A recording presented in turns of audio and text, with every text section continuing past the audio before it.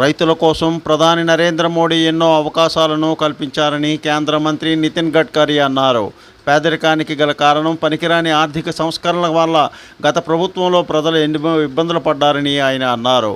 ఇప్పుడు మోడీ సారథ్యంలో వాటినన్నింటినీ అధిగమించడం జరిగిందని గడ్కరీ పేర్కొన్నారు. జిల్లా కేంద్రమైన పార్వతీపురం మన్యంలో జరిగిన ఎన్డీఏ ఎన్నికల ప్రచార సభలో ఆయన పాల్గొని ప్రసంగించారు. ఎన్డీఏ కూటమి అరకు పార్లమెంటు ఉమ్మడి అభ్యర్థి అయిన కొత్తపల్లి గీత, పార్వతీపురం అసెంబ్లీ ఉమ్మడి అభ్యర్థి అయిన బోనెల విజయచంద్ గెలుపునకు మద్దతుగా ఆయన ఎన్నికల ప్రచారంలో పాల్గొని ప్రసంగించారు. ధనంజయ్ కుమార్, స్ఫూర్తి news. In the area of Vidarbha in Maharashtra. విదర్భలో నేను రైతుల కోసం పనిచేస్తాను. 3 షుగర్ మిల్స్ రన్ చేస్తున్నాను. I am coming from the area where we have 10,000 farmer suicides. 10,000 మంది రైతులు సూసైడ్ చేసుకునే ప్రాంతం నుంచి నేను వస్తున్నాను. I am really happy that today our government under the leadership of Prime Minister Narendra Modi ji has given special priority for water conservation, water storage, drinking water, and at the same time giving priority to complete the dams, big dam projects in whole country. Narendra Modi గారి ప్రభుత్వం నీటి పారుదల కోసం ఎన్నో రకాలైన పథకాలను అమలు చేసి దానికి చాలా ప్రాధాన్యత ఇస్తున్నారుగా మనం చూస్తున్నాం. I am really happy when I was also in charge for water resources minister. I have sanctioned the big important project in Andhra Pradesh named as Polavaram. నేను నీటిపారుదల శాఖగా మంత్రిగా ఉన్నప్పుడు ఆంధ్రప్రదేశ్ కి పోలవరం ప్రాజెక్ట్ శాంక్షన్ చేయడం జరిగింది. Actually the project cost was 60,000 crore and 4 times I visit on the site of Polavaram when Chandrababu was the chief minister of Andhra Pradesh. 60,000 రూపాయలతోటి మేము పోలవరం ప్రాజెక్ట్ శాంక్షన్ చేశాము. 4 సార్లు నేను ప్రాజెక్ట్ సైట్ చంద్రబాబు నాయుడు గారు ముఖ్యమంత్రి ఉండగా నేను అక్కడికి సందర్శించడం జరిగింది.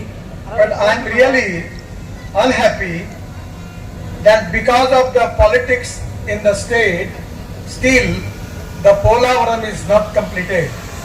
రాజకీయాల కారణంగా ఈ రోజుకి పోలవరం పూర్తి కాకపోవడం నాకు చాలా బాధనిస్తుంది. Actually at that time the 1300 TMC of water in Godavari is going to the sea. It is a wastage. At that time I planned 3 schemes and that scheme was taking water of Godavari into Krishna into Pennar and Pennar into Kaveri and taking tail end of Tamil Nadu, we can resolve the water problem in the whole South India. ఆ రోజు మేము 1300 TMC నీరు సముద్రంలో కలిసిపోతుందని చెప్పి 3 ప్రాజెక్టులు మేము దానికి sanction చేశాము. గోదావరి నీరు కృష్ణాలోకి, అలాగే పెన్నాలోకి, అలాగే కావేరీలోకి తీసుకువెళ్ళి తమిళనాడులో కూడా వాటర్ డిస్ప్యూట్ రిజాల్వ్ చేయడానికి, ఇక్కడి నుంచి నీరు మళ్లించడానికి మేము ప్రాజెక్ట్స్ చేయడం జరిగింది. It is really a great mistake, planning mistake. As before 47, the government at that time under the leadership, Congress government under the leadership of Nehru ji, their priority was Narendra Modi గారు రాష్ట్రంలో ఇక్కడ కూటమి అభ్యర్థిగా కూటమి లీడ్ చేస్తున్న చంద్రబాబు నాయుడు గారు ముఖ్యమంత్రి కావాలి కాబట్టి నేను సైతం వ్యతిరేక ఓటు చేయాలని ముందుకొచ్చిన పవన్ కళ్యాణ్ గారు ఇచ్చిన పిలుపు మేరకు మనందరం కూడా ఈ రోజు వ్యతిరేక ఓటు చేయనివ్వకుండా మనందరం కూడా కమలం గుర్తుకు ఓటేసి మన బిడ్డల భవిష్యత్తు కోసం ఈ చారిత్రాత్మక కూటమి ఏర్పడింది కాబట్టి మనం అందరం కూడా కమలం గుర్తుకు ఓటేసి, అలాగే ఇక్కడ ఎమ్మెల్యే